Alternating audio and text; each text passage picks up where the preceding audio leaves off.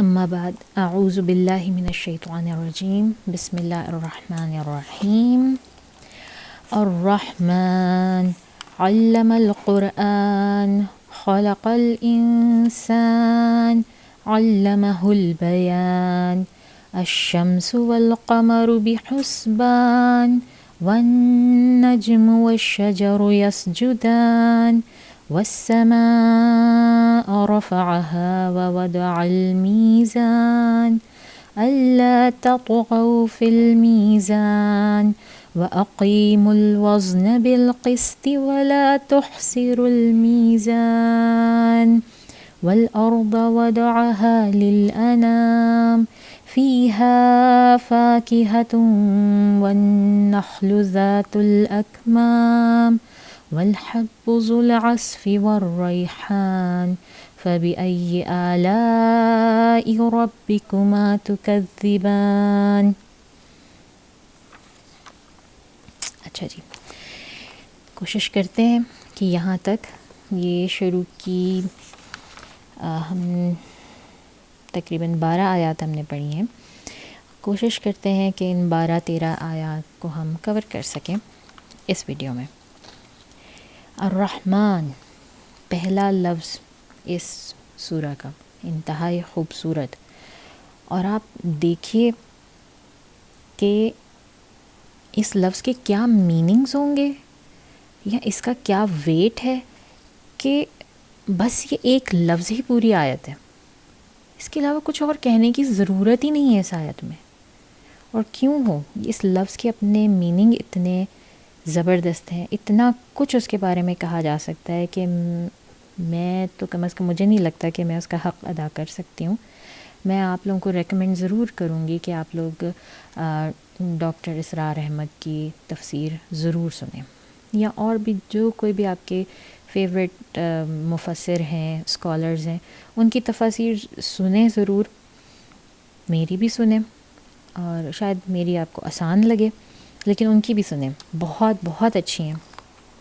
اور میں نے اپنا سارا مٹیریل انہی لوگوں کی تفاسیر میں سے، جن میں نعمان علی خان، یاسر قاضی، ڈاکٹر اسرار احمد، شیخ ممدو محمود اور الحمیدی، معتصم الحمیدی، یہ لوگ شامل ہیں. تو میں نے اپنا مٹیریل ان لوگوں کی تفاسیر سے کلیکٹ کیا. اس کے علاوہ ابن کثیر اور تفسیر السعدی، اس کے علاوہ بھی میرے پاس کچھ تفاسیر موجود ہیں جن سے میں ریفر کرتی رہتی ہوں. اچھا جی، الرحمن جو ہے وہ لفظ نکلا ہے را ح میم.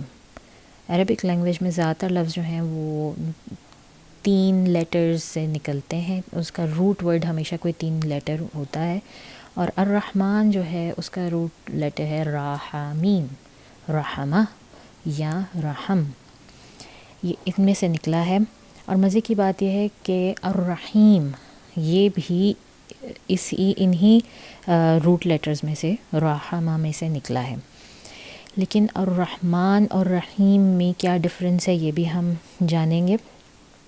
الرحمن اللہ تعالیٰ کا نام ہے، اور یہ اللہ تعالیٰ کے 2 ہی ایسے نام ہیں جو کہ ان کی ذات کے ساتھ اٹیچڈ ہیں. باقی تمام تر ناموں کے بارے میں اسکالرس کا کہنا یہ ہے کہ وہ صفاتی نام ہیں، وہ اللہ تعالیٰ کی صفات کے ساتھ اٹیچڈ ہیں. لیکن 2 نام ایسے ہیں جو کہ اللہ تعالیٰ کی ذات کے ساتھ اٹیچ ہیں، اور وہ اور کسی کے نہیں ہیں. ان میں سے پہلا ہے اللہ اور دوسرا ہے الرحمن. یہ ہمیں اللہ تعالیٰ کے علاوہ کسی اور کو، یعنی کہ کسی اور کی صفت بھی آپ ان ناموں سے نہیں بیان کر سکتے. ورنہ یوزلی کیا ہوتا ہے کہ ہم کسی بندے کی کو بیان کر سکتے کہ ہاں بھائی یہ بندہ بہت شفیق ہے، بہت رحیم و کریم ہے، اور واقعی بڑا جلال ہے اس کے چہرے پر. مگر آپ کبھی بھی کسی بندے کی تعریف یا صفت اس چیز میں جو ہے بیان کرتے ہوئے آپ کو نظر نہیں آئے گی کہ جس وقت آپ کہہ رہے ہوں کہ یہ بندہ رحمان ہے. آپ کبھی بھی نہیں سنیں گے اس طرح سے. تو یہ اللہ تعالیٰ کا وہ ذاتی نام ہے جو کہ ان کے علاوہ اور کسی سے بھی ایسوسیٹ نہیں کیا جاتا، نہ کرنا چاہیے اور نہ کیا جا سکتا ہے. اور یہ بہت ہی خوبصورت نام ہے، بہت ہی خوبصورت نام ہے. اس میں اللہ تعالیٰ کی مرسی مطلب نظر آتی ہے, اور یہ سپرلیٹو ڈگری ہے. سپرلیٹو کا مطلب یعنی کہ کسی بھی چیز کی بہت ہی ہائیسٹ لیول. جیسے کہ ہم کہتے ہیں ہیجان, اس کو ہیجانی کیفیت ہو گئی ہے, ہیجان برپا ہو گیا ہے. تو یہ ہم اس کیفیت کا سب سے اوپر کا لیول بتا رہے ہیں. اسی طرح ہم قرآن میں ہی جو ہے حضرت موسیٰ کے لیے استعمال ہوا ہے غضبان, غضب سے غضبان ان کے لیے استعمال ہوا کہ وہ بہت ہی شدید ترین غصے میں اس وقت. اسی طرح جب ہم الرحمن کہتے ہیں تو ہم اتنی بڑی یعنی کہ بہت ہی بڑے لیول کی اللہ تعالیٰ کی وہ صفت اور ان کی ذات بیان کر رہے ہیں کہ جس کا کوئی اینڈ ہی نہیں ہے, جس کی نہ کوئی بگننگ ہے نہ کوئی اینڈ ہے, اور آپ اس کو کمپلیٹلی کیپچر ہی نہیں کر سکتے. پوری طرح سے آپ اس نام کا مطلب یا کچھ بھی جو ہے وہ گراسپ بھی نہیں کر سکتے, اس کے اوپر احاطہ نہیں کر سکتے.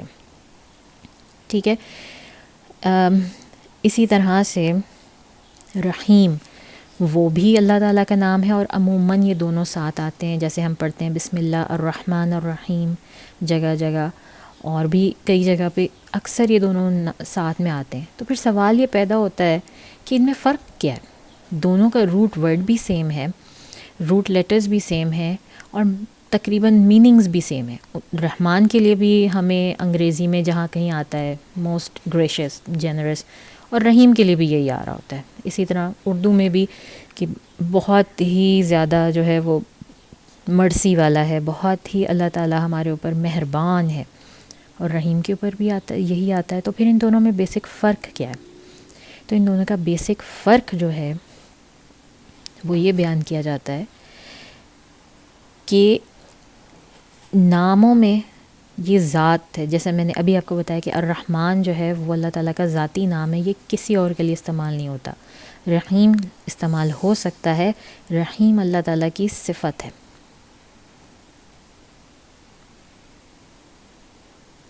یہ اللہ تعالیٰ رحیم جو ہے وہ جو اللہ تعالیٰ کے جو ایکشنز ہیں ان کی ڈسکرپشن ہے, ان کو بیان کرتا ہے. اللہ تعالیٰ جس طرح کے ہیں وہ جو کچھ کرتے ہیں اس کا جو بیان, اس کا جو صفاتی بیان ہے وہ رحیم ہے, اور رحمان اللہ تعالیٰ خود ہے, ان کی ذات ہے.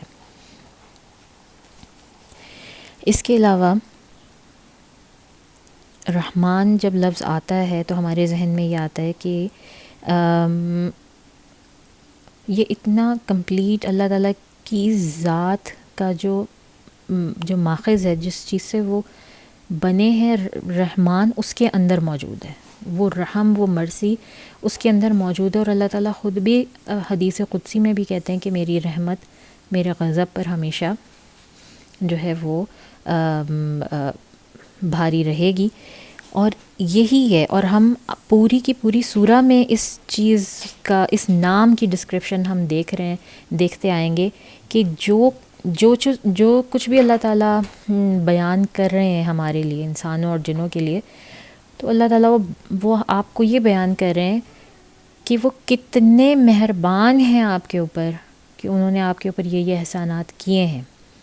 اور وہ آپ کو بار بار اس چیز کو ایکنالج کروا رہے ہیں, وہ اپنا تعارف کروا رہے ہیں آپ سے. اللہ تعالیٰ اپنا تعارف کروا رہے ہیں اپنے اس نام کے تھرو, اور اس نام سے جڑی ان ساری کوالٹیز کا, ان ساری چیزوں کا جو انہوں نے عطا کی ہیں آپ کو. ٹھیک ہے. تو ایک اور اس میں بڑی مزے کی بات میں نے سنی تھی, اور وہ میں بیان کرتی ہوں, پتہ نہیں آپ لوگوں کو سمجھ میں آئے نہ آئے, لیکن اگر سمجھ میں آ جائے تو بڑی اچھی ہوگی.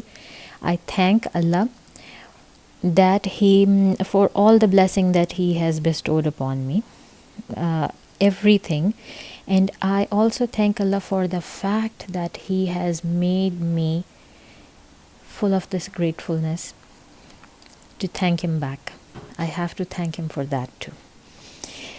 تو اللہ تعالیٰ کا جو ہے نا وہ یہ نام یہی کافی ہے. اچھا جی, خیر اس کے بعد دوسری آیت آ رہی ہے علم القرآن. تو اب اگر آپ اس سورہ کو سمجھنا چاہتے ہیں نا، تو پہلے اس کا ایک سینٹرل آئیڈیا، ایک بیسک آئیڈیا سمجھیں کہ اس سورہ میں اللہ تعالیٰ اپنا تعارف کرا رہے ہیں، اور اس تعارف میں اللہ تعالیٰ نے پورا ہمیں انسانوں کی تخلیق سے لے کر آخر تک کیا ہونا ہے وہ سب کچھ گنوا دیا ہے، وہ سب کچھ جو ہمارے لیے ضروری ہے، جو اس نام کے احاطے میں آتا ہے، اور وہ اتنا کچھ ہے کہ ان سب کو ہم گراسپ نہیں کر سکتے۔ تو پہلی آیت ہے الرحمن، دوسری علم القرآن۔ تو پہلی چیز جو ہے وہ ایک تو ہمیں اس آیت سے یہ پتہ لگ رہی ہے، اور تیسری آیت ہے خلق الانسان۔ میں تینوں کے ریفرنس میں بات کرتی ہوں۔ تو مجھے ایسے لگتا ہے جب میں یہ سورہ پڑھتی ہوں کہ جیسے اللہ تعالیٰ ایک مووی کی طرح سے ہمیں دکھا رہے ہیں کہ سب سے پہلے الرحمن، سب سے پہلے اللہ تعالیٰ کی ذات، اور کچھ بھی نہیں تھا، کچھ بھی نہیں۔ پھر اس کے بعد اللہ تعالیٰ نے قرآن کو تخلیق کیا، علم القرآن۔ عموماً سوچا یہ جاتا ہے کہ مسلمان تو بس 1400 سال پہلے وجود میں آئے تھے، اسلام رسول اللہ صلی اللہ علیہ وسلم کی وجہ سے، اور ان کے اوپر قرآن نازل ہوا، اور جب قرآن آیا۔ ایسا ہرگز نہیں ہے۔ اللہ تعالیٰ نے جب اس سے پہلے کہ کچھ بھی دنیا میں بناتے، تو اللہ تعالیٰ نے سب سے پہلے قلم کو بنایا، اور اس کو حکم دیا کہ اب تم لکھو، اب تک جو کچھ ہونے والا ہے اس دنیا میں، جو بھی کچھ ہوگا آئندہ آخر تک، وہ سب کچھ لکھو۔ اور وہ سب کچھ پہلے ہی لوح محفوظ میں محفوظ کر دیا گیا، اور قرآن اس لوح محفوظ کا ایک حصہ ہے۔ تو انسان کی تخلیق سے پہلے اللہ تعالیٰ نے قرآن کی تخلیق کی، یعنی کہ اگر ہم یہ کہیں کہ قرآن انسانوں کا جو ہے وہ مقصد ہے، زندگی کا مقصد ہے، تو اللہ تعالیٰ نے ہمارا مقصد پہلے بنایا، اور اس مقصد کو پورا کرنے والے ہم لوگوں کو بعد میں اللہ تعالیٰ نے تخلیق کیا۔ تو اس لیے علم القرآن، پھر اس نے قرآن سکھایا یا قرآن بنایا۔ پھر خلق الانسان، خلق کسی چیز کو تخلیق کرنا، مطلب کہ بنانا، اور بنانے کا مقصد صرف یہی نہیں ہوتا کہ نئے طریقے سے جو ہے وہ بالکل کوئی چیز تخلیق کی جائے۔ خلق کرنے کا مطلب یہ بھی ہوتا ہے کہ کسی چیز کو اٹھایا گیا، ریسریکٹ کیا گیا۔ I can see that beta, thank you. اچھا، اور یہاں تخلیق کا مطلب یہ ہے کہ اللہ تعالیٰ نے جو بھی کچھ تخلیق کیا نا انسان کو، وہ بنا نمونے کے، اس سے پہلے اس کی کوئی زیروکس کاپی موجود نہیں تھی کہ کون سی چیز کس طرح سے بنانی ہے، اور کوئی کسی قسم کا نمونہ موجود نہیں تھا، اور اللہ تعالیٰ نے انسان کو بنا کسی نمونے کے، بنا کسی پیٹرن کے پہلی دفعہ میں تخلیق کر لیا۔ تو خلق کا مطلب بنانا، تخلیق کرنا، انسان کو تخلیق کیا سب سے پہلے۔ اس کے بعد جو ہماری آیات آتی ہیں علمہ البیان سے لے کے وَلَهُ الْجَوَارِ الْمُنشَآتُ فِي الْبَحْرِ كَالْأَعْلَامِ، جو کہ آپ کی آیت نمبر ہے جی یہ ہماری آیت نمبر 25 ہے۔ یہاں سے لے کر یہاں تک اللہ تعالیٰ ان تمام تر چیزوں کا ذکر کر رہے ہیں جو اس انسان کی تخلیق کے ساتھ یا اس سے پہلے وجود میں آئی ہیں، مگر ان کا مقصد کیا ہے؟ ان کا مقصد ہے انسان کا ہی جو ہے وہ انسان کو بیسکلی اکوموڈیٹ کرنا، اسی کا پرپز فلفل کرنا۔ تو سب سے پہلے الرحمن، اللہ تعالیٰ کے ناموں میں سب سے بڑا، سب سے خوبصورت نام۔ پھر علم القرآن، تمام کلاموں میں، ہر چیز میں، ہر مقصد میں سب سے بڑا مقصد قرآن۔ اور اس کے بعد خلق الانسان، انسان کی تخلیق، اللہ تعالیٰ کی تمام خلق میں، اللہ تعالیٰ کی تخلیق کردہ تمام چیزوں میں سب سے بہترین اور اعلیٰ درجے کی تخلیق انسان وہ آتی ہے۔ اور پھر اس کے بعد اللہ تعالیٰ بتا رہے ہیں علمہ البیان، اس تخلیق میں جو اللہ تعالیٰ نے سب سے ہائیسٹ کوالٹی رکھی ہوئی ہے، جو سب سے سپر لیول کی جو کوالٹی رکھی ہوئی ہے، جس کی وجہ سے اس تخلیق کو سب سے ممتاز بنایا، وہ ہے بیان، پاور آف اسپیچ. اور یہ صرف اسپیچ نہیں ہے، یہ ایلوکوینس آف اسپیچ ہے، جسے ہم کہتے ہیں کہ یہ کلام سے منفرد ہے. یہ کلام نہیں ہے. کلام جو ہے وہ جانور بھی کرتے ہیں آپس میں، پرندوں کا بھی ہوتا ہے، مچھلیوں کا بھی ہوتا ہے، پھول پودے پیڑ بوٹے سب جو ہے اللہ تعالیٰ نے ان کو اپنی اپنی زبان دے رکھی ہے، وہ آپس میں بات کرتے ہیں اور ہمیں پتہ ہے کہ وہ اللہ تعالیٰ کی تسبیح بھی کرتے رہتے ہیں، لیکن وہ ہمیں نہیں سمجھ آتی. وہ صرف ان کے لیے، وہ ایک اسپیشیز کی شاید ہی کسی دوسری اسپیشیز کو سمجھ میں آتی ہو. وہ سوچ سمجھ نہیں سکتے، ان کے پاس یہ ایبلٹی نہیں ہے کہ وہ اپنی سوچ کو عملی جامہ پہنائیں یا اسے بھی بیان کر سکیں. جو کچھ وہ سوچتے ہیں، جو کچھ وہ کرنا چاہتے ہیں، یا جس طرح سے بھی وہ چلنا چاہتے ہیں، وہ پاور ان کو نہیں دی ہے. وہ پاور صرف اور صرف اللہ تعالیٰ نے انسانوں کو دی ہے. تو اس لحاظ سے بیان جو ہے وہ ایک بہت بڑی پاور ہے، جس کی وجہ سے اللہ تعالیٰ نے ہم انسانوں کو باقی تمام تر مخلوقات سے بہت ممتاز بنایا. اور اگر ہم اس میں دیکھیں سیکوینس میں، تو ہمیں سیکوینس میں یہ چیز نظر آ رہی ہے کہ سب سے پہلے اللہ تعالیٰ رحمان، اس کی سب سے بڑی ذات، پھر اس کے بعد اس کا سب سے بہترین کلام قرآن، پھر اس کے بعد اس کی سب سے بہترین مخلوق، پھر اس مخلوق کو دی گئی سب سے بہترین کوالٹی بیان.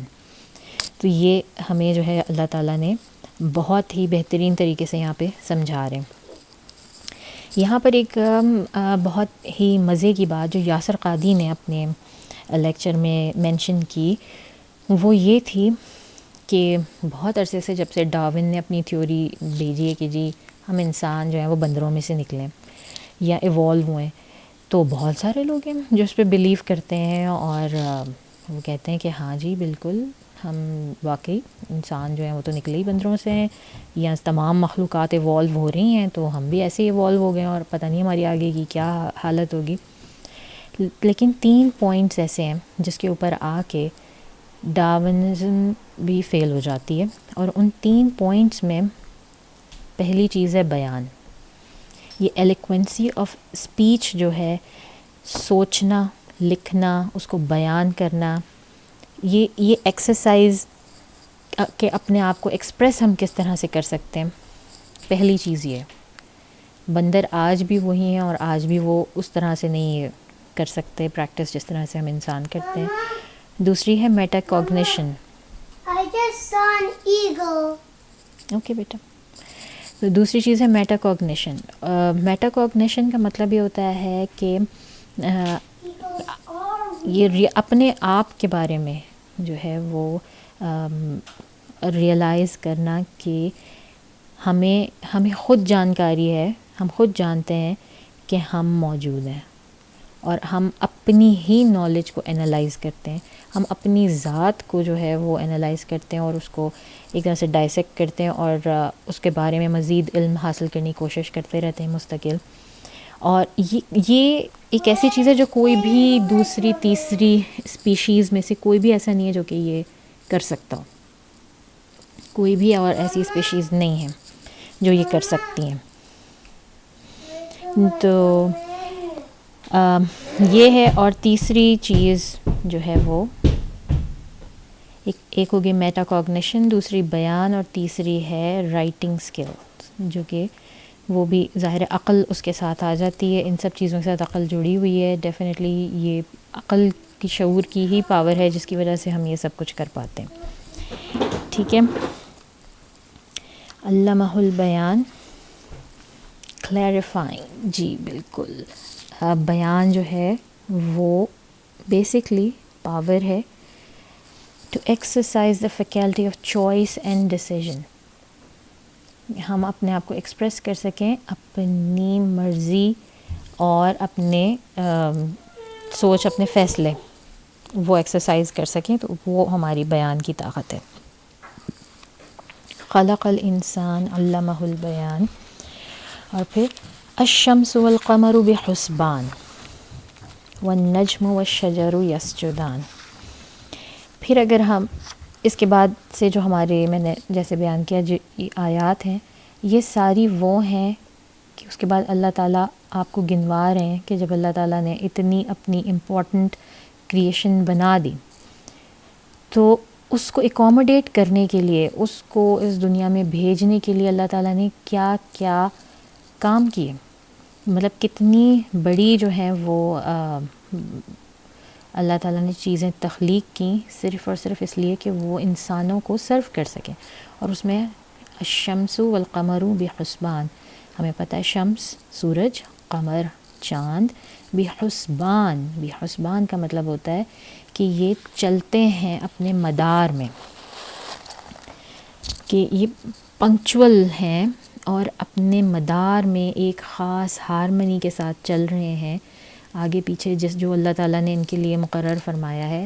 یہ اس سے بڑھتے نہیں ہیں اور نہ ہی اس سے گھٹتے ہیں. امیجن کریں کیا ہو اگر 2 دن 3 دن سورج نہ نکلے، کچھ عرصہ سورج نہ نکلے، صرف رات ہی رات رہے، یا سورج اور رات دونوں ہی غائب ہو جائیں، دن اور رات دونوں غائب ہو جائیں، تو ہمارے لیے کتنا زیادہ نقصان ہے. نہ ہی ہم دنوں مہینوں کا کوئی اندازہ لگا سکتے ہیں، نہ ہی ہم اپنے اٹھنے بیٹھنے کا اپنی کوئی دن کی میقات مقرر کر سکتے ہیں کہ ہم نے اس وقت سونا ہے، اس وقت اٹھنا ہے، اس وقت یہ کرنا ہے، اس وقت وہ کرنا ہے.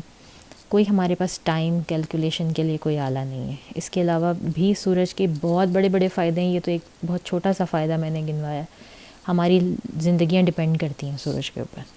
بنا سورج کے اگر نہ ہو سورج تو دنیا کا وجود نہیں ہے، دنیا ختم ہو جائے گی. تو وہی چیز اللہ تعالیٰ بیان فرما رہے ہیں کہ اللہ تعالیٰ نے وہ ایک انتہائی ہارمنی کے ساتھ جو ہے ان کو ایک پنکچویلٹی کے ساتھ سورج اور چاند کو بنایا. پھر والنجم والشجر یسجدان. اچھا نجم جو ہے وہ اولڈ عربک میں بیلوں کو بھی کہتے ہیں. بیلیں جو کہ اگتی ہیں زمین سے، جن کا تنا نہیں ہوتا اور وہ زمین پہ اگتی ہیں. کئی جو ہیں وہ پھلوں سبزیوں کی بیلیں بھی ہوتی ہیں، پھولوں کی بھی ہوتی ہیں، وہ بھی ہوتی ہیں. اور نجم پھر ستاروں کو بھی کہتے ہیں. تو یہ دونوں ہی طریقے سے یہ میننگ مطلب صحیح ہے، جس میننگ کے ساتھ بھی آپ رکھ لیں. یہ ستارے اور شجر جو ہم درخت ہیں ہمارے، یسجدان، وہ سجدہ کرتے ہیں. وہ اللہ تعالیٰ کو وہ سجدے میں رہتے ہیں. وہ کیسے سجدہ کرتے ہیں، ان کی کیا عبادت ہے، اس میں ہم نہیں جاتے. لیکن ہمیں اتنا ضرور سمجھ میں آتا ہے یہ پورا پڑھ کے کہ ان کی عبادت جو ہے وہ اللہ تعالیٰ کا حکم ماننا ہے. یعنی کہ جو حکم اللہ تعالیٰ نے جس مقصد کے لیے ان کو پیدا کیا ہے، وہ مقصد ہی کانسٹنٹلی وہ اسی مقصد کو دہراتے رہتے ہیں. وہی ان کی عبادت ہے. اور وہ مقصد ان کا کیا ہے؟ انسانوں کو سرو کرنا. آپ جو ہے وہ اندازہ کریں کہ اللہ تعالیٰ کو اپنی اس کریشن سے کتنی محبت ہے اور کتنی پرائیڈ لیتے ہیں وہ اپنی اس کریشن میں، کہ انہوں نے اتنی بڑی دنیا اور اتنا سارا کچھ جو ہے وہ بنایا ان کے لیے. وَالسَّمَاءَ رَفَعَهَا وَوَضَعَ الْمِيزَانَ. اور آسمان کو اٹھایا اور میزان یعنی کہ بیلنس کو یا ترازو قائم کی. اب یہ ایک اردو کی جنرل میننگ ہے، لیکن میں آپ کو اس طرح سمجھاؤں. آپ نے کبھی بگ بینگ تھیوری کا نام سنا ہے؟ بگ بینگ تھیوری جو ہے وہ ابھی 1900s میں ڈسکور ہوئی ہے، جس کے تحت سائنٹسٹ آپ کو یہ بتاتے ہیں کہ جب دنیا کا وجود آیا تو دنیا ایک بہت سمجھ لیں چھوٹی سی ایک چیز تھی، اور پھر ایک بہت بڑا دھماکہ ہوا اور سب چیزیں جو ہیں وہ ایسے پھیل گئیں. اور اس دھماکے کی وجہ سے کچھ چیزیں آپس میں جڑ گئیں، وہ دنیا بن گئی، کچھ جو ہے وہ ہمارا ایٹماسفیئر بن گیا، اور کوئی پلانٹ بن گیا، کوئی پلانٹ، کوئی اسٹار بن گیا، کوئی کچھ بن گیا. تو یہ چھوٹی سی آیا جو وَالسَّمَاءَ رَفَعَهَا کہ آسمان ہم نے اٹھایا. تو بندہ سوچ بھی سکتا ہے اٹھایا کیوں، مطلب بنایا کیوں نہیں، کریٹ کیوں نہیں کیا، تو اٹھایا کیوں. تو مجھے اس چیز سے یہ چیز سمجھ میں آتی ہے کہ یہ بگ بینگ تھیوری کی طرف اشارہ ہے، کیونکہ جس وقت وہ بہت بڑا دھماکہ ہوا اور ہر چیز اٹھی، تو آپ سوچیں کہ آسمان اور زمین ایک ہوں گے اس وقت، اور وہ جب اٹھیں گے تو ظاہر ہے وہ دھماکے سے جب ہوگا تو وہ آسمان اس طرح سے اٹھ رہا ہوگا. تو وہ لٹرلی اللہ تعالیٰ نے اٹھایا ہے. اور اب ہمیں ابھی بھی سائنٹسٹ بتاتے ہیں کہ جو یونیورس ہے وہ اسٹل پھیل رہی ہے، وہ ایکسپینڈ کر رہی ہے آہستہ آہستہ. یعنی کہ وہ بگ بینگ جو ملینز آف ایئرس پہلے ہوا تھا وہ ابھی تک جاری ہے، اور وہ یونیورس آہستہ آہستہ آہستہ آہستہ اسٹل پھیلتی جا رہی ہے، پھیلتی جا رہی ہے اس کے ساتھ. تو یہ بڑا پراپر ورڈ ہے کہ اللہ تعالیٰ نے جو آسمان ہے وہ اٹھایا، اور اس کے ہمارے لیے ایک کینپی کی طرح، ہمارے لیے ایک چھتری کی طرح جو ہے وہ آسمان کو بنایا. اور اگین وہ بھی ایک بیلنس کے ساتھ ہے. یہ صرف یہ ترازو، یہاں پہ میزان ایک صرف ترازو نہیں ہے، یہ ایک بیلنس ہے کہ ہر چیز میں ایک بیلنس ہے. اللہ تعالیٰ دوبارہ مینشن کر رہے ہیں، پہلے اللہ تعالیٰ نے کہا کہ شمس اور قمر ایک خاص اس میں گھومتے ہیں، اس کے بعد آسمان کے لیے بتایا کہ ہر چیز میں ایک بیلنس ہے، اور ہر چیز جب وہ اپنے بیلنس سے بڑھ جائے گی تو وہ تباہ ہو جائے گی یا تباہ کن ثابت ہوگی ہمارے لیے. تو وہ ہر چیز کا ایک بیلنس ہے، یہاں تک کہ اس آسمان کا بھی آپ کی زمین کے ساتھ ایک بیلنس ہے، اور اس میں جو کچھ موجود ہے وہ ہر چیز کا ایک بیلنس ہے جس کو شاید ہماری عقل نہ مسخر کر سکے، لیکن جو جاننے والے ہیں، جو غور و فکر کرنے والے ہیں، وہ بہت اچھی طرح سے جانتے ہیں کہ ہر چیز میں کس طرح اللہ تعالیٰ نے بیلنس رکھا ہوا ہے. اللہ تطغوا فی المیزان that you not exceed the measure. تم اپنے تم تول میں کمی نہ کرو. یہ اردو کی میننگ بھی ہے، اور اس کا میننگ یہ بھی ہو سکتا ہے کہ تم اس بیلنس میں خرابی پیدا نہ کرو، حد سے زیادتی کرنے والے نہ بنو. اور اس کی مثال ایسے دی جا سکتی ہے کہ انسان جو ہے وہ ہر طرح سے اللہ تعالیٰ کے بنائے ہوئے بیلنس میں خرابی کرنے کی کچھ نہ کچھ کوشش کرتا ہی رہتا ہے. کس طرح سے ہم نے اتنی پولوشن کر دی، اوزون کی جو لیئر ہے، انویزیبل لیئر، اس میں سوراخ کر دیے. اتنی پولوشن سمندر میں کر دی کہ مچھلیاں زہریلی، وہ غذا ہماری ہی جو تھی وہ زہریلی ہو گئی. تو یہ سارا کچھ جو ہے. اور پھر میں جب معتصم الحمیدی کی سن رہی تھی، ایک ان کی تفسیر سن رہی تھی، انہوں نے ایک بہت ہی اچھے واقعے کا ذکر کیا. انہوں نے کیا کہا کہ کیا آپ کو پتہ ہے کہ جو عمر بن عبدالعزیز تھے، ان کے دور میں ایک چھوٹا سا جو دانہ ہوتا ہے ویٹ کا، جو گیہوں کا دانہ ہے، وہ کتنا بڑا ہوتا تھا؟ تو کوئی نہیں اتنا بیان کر سکتا. کہا کہ وہ ایک ڈیٹ کے برابر تھا، وہ اتنا بڑا تھا گیہوں کا دانہ. تو وہ برکت تھی اللہ تعالیٰ کی اس وقت. اور پھر اللہ تعالیٰ خود کہتے ہیں کہ وہ برکت اللہ تعالیٰ نے اٹھا لی دنیا پہ سے، کیونکہ ہر چیز شرنک ہو گئی، ہر چیز کا سائز چھوٹا ہو گیا، کیونکہ انسانوں کے عمل ویسے نہیں رہے. انسان کے عمل کے ساتھ ہر چیز کی برکت جو ہے وہ ختم ہوتی گئی. ہم چھوٹی چھوٹی چیزوں میں جو ہے کیئر نہیں کرتے کہ یار چلو یہ چھوٹی سی بات ہے، کیا ہونا ہے اس سے، کیا فرق پڑنا ہے. مگر وہ ہر چھوٹی سی چھوٹی چیز کا اتنا فرق پڑتا ہے کہ وہ آسمان کے اوپر سورج چاند ستاروں سے لے کر آپ کے سمندر کے اندر کی مچھلیوں تک پر اس کا فرق پڑتا ہے. انسان کا عمل اتنا اچھا یا اتنا برا ہو سکتا ہے کہ اس کے ساتھ اللہ تعالیٰ کی رحمت اور برکت میں اتنی بڑی بڑی جو ہے وہ آ سکتی ہیں، بہت ہی دوریاں آ سکتی ہیں. اچھا جی. وَأَقِيمُوا الْوَزْنَ بِالْقِسْطِ وَلَا تُخْسِرُوا الْمِيزَانَ. اور قائم کرو عدل توازن کے ساتھ، اور نہیں کمی کرو اس توازن میں. یہ ایک جنرل اس کی وہ ہے. اس کے علاوہ اس کی ایک بہت ہی آسان سی جو میننگ ہے، عقیم القائم کرو وزن عدل بالقسط، وزن کے ساتھ یا ترازو، بالقسطی عدل میں، ولا اور نہیں، تخسرو کمی کرو، المیزان میجر کرنے میں یا ترازو میں یا تولنے میں کمی نہ کرو. لیکن اس کی یہ لٹرل میننگ بھی بہت اچھی ہے کہ ہمیں بالکل تولنے میں کوئی کام، لین دین کے کاموں میں تولنے میں کمی نہیں کرنی چاہیے، اس میں عدل قائم رکھنا چاہیے. لیکن اس سے بڑا میننگ اگر ہم پچھلی آیات کے ساتھ اس کو کنیکٹ کریں تو پھر اس کا بڑا میننگ یہ ہے کہ جو عدل ہے وہ اتنا امپورٹنٹ ہے دنیا میں کہ آپ عدل قائم کرو اور اتنے بھاری طریقے سے، اتنے وزن کے ساتھ اس کو قائم کرو کہ کوئی تمہیں ہلا نہ سکے، اور اس میں کمی نہ آنے دو چاہے کچھ بھی ہو جائے. کیونکہ یہ ہم سب دیکھتے بھی ہیں اور یہ حدیث میں بھی ہے کہ اگر کوئی حکومت، بے شک نان مسلمز کی بھی ہے، کفار کی بھی ہے، مگر اگر اس ملک میں عدل قائم ہے تو اللہ تعالیٰ کی رحمتیں اور برکتیں نازل ہوتی رہیں گی. اگر ملک سے عدل اٹھ گیا ہے، چاہے وہاں مسلمانوں کی بھی حکومت ہے، وہاں اللہ تعالیٰ کا عذاب آئے گا اور وہاں پہ کوئی رحمت اور برکت نہیں نظر آئے گی. اور یہ ہم اپنے ارد گرد اس کی بہت اچھی مثالیں دیکھ سکتے ہیں. میرا خیال ہے یہاں تک رکھتے ہیں ورنہ یہ ویڈیو کافی لمبی ہو جائے گی، اور پھر نیکسٹ ویڈیو میں اس سے اگلا پورشن کریں گے.